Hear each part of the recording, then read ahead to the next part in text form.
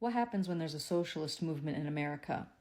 Well, let's look at the last time there was a socialist movement in America, which was the early 20th century.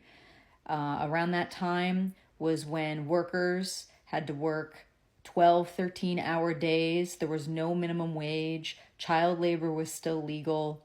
There was no unemployment insurance. There was no Social Security. There was no safety regulations, right? No worker compensation laws.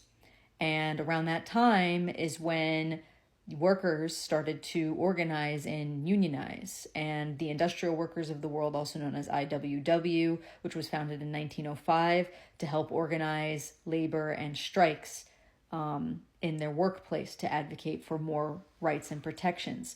And also the Socialist Party of America, which was very active in the early 20th century, along with the Communist Party in the United States, which was founded in 1919, all advocated to help workers gain more protections and rights. And so what are some of the things that they achieved?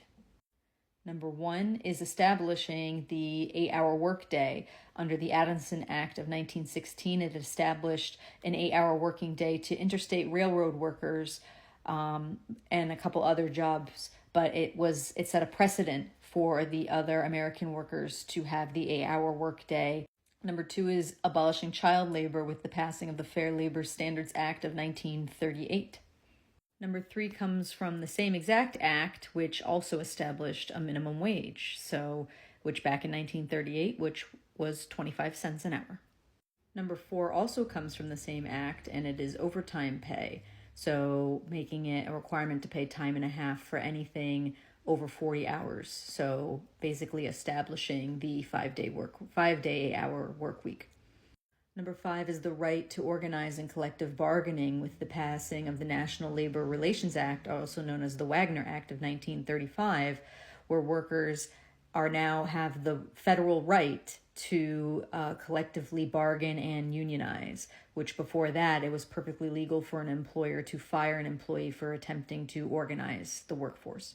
Number six is retirement benefits with the Social Security Act of 1935, giving workers a guaranteed pay after they have had a certain number of years in the workforce.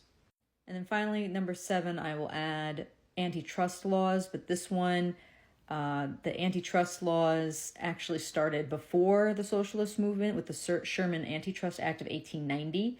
But it laid groundwork for future ones, the Clayton Antitrust of 1914 and then the Federal Trade Commission Act of 1914, all worked to help break up the inevitable monopolies that happen under capitalism.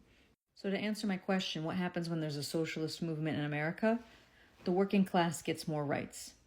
And I just want to end with, out of all those rules and regulations, who loses out? Who wouldn't want those in place? The owners. The owners didn't want to abolish child labor. The owners didn't want minimum wage laws. The owners didn't want to have to pay overtime.